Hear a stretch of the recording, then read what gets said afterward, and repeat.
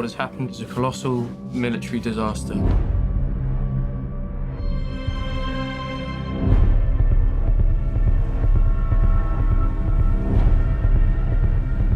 We shall go on to the end.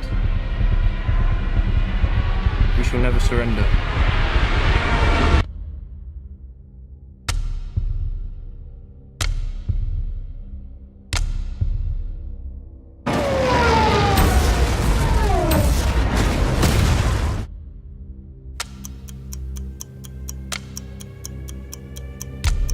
The call went out. We have to go to Dunkirk. Ready on the stern line. What are you doing?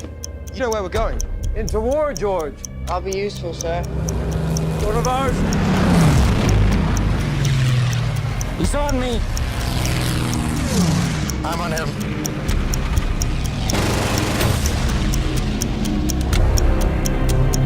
The ship's about to leave. Down you go.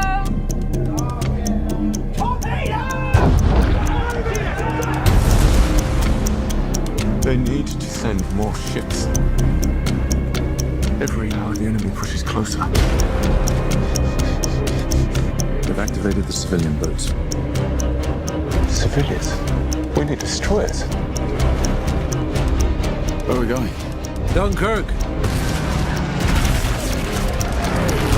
I'm not going back. If we go there, we'll die. You're weekend sailors, not the bloody Navy. You should be at home!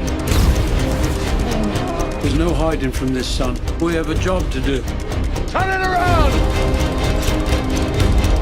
We shall fight on the beaches. We shall fight on the landing grounds. We shall never surrender. We shall never surrender. We shall never surrender. Where's the bloody Air Force?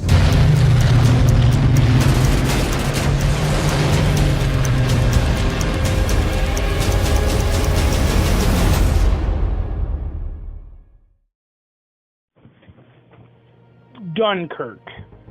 What a masterpiece of a filmmaking experience. I wanted to pick a movie that came out this year and talk about it and why I liked it. So I thought Dunkirk was a good part to pick for my favorite movie of this year. It is an absolute joy, this film. This film is emotional and entertaining as hell.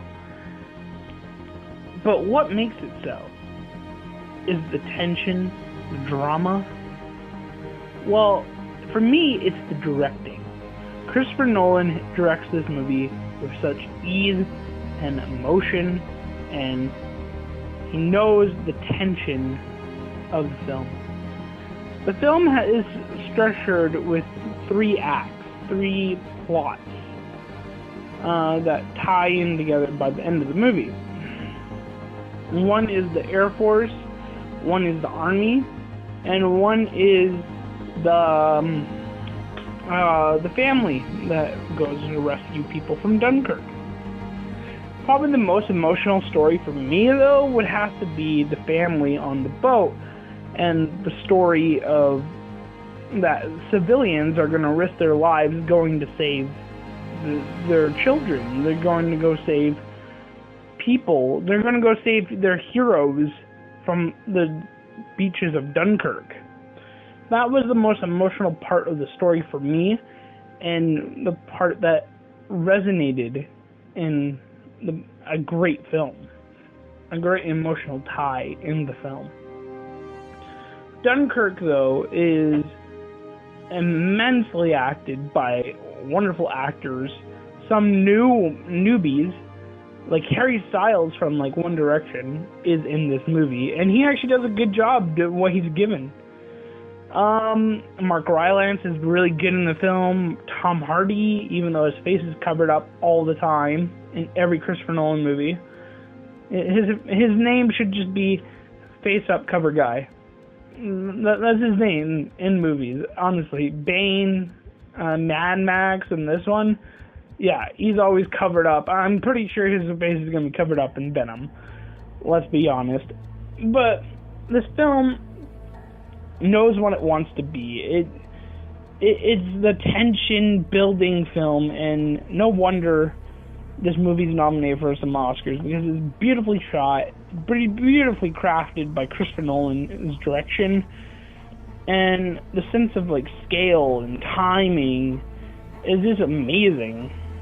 It all leads down to this climax where you feel like you're a person on this beach, or a person in the air, or a person trying to save the heroes on this ship.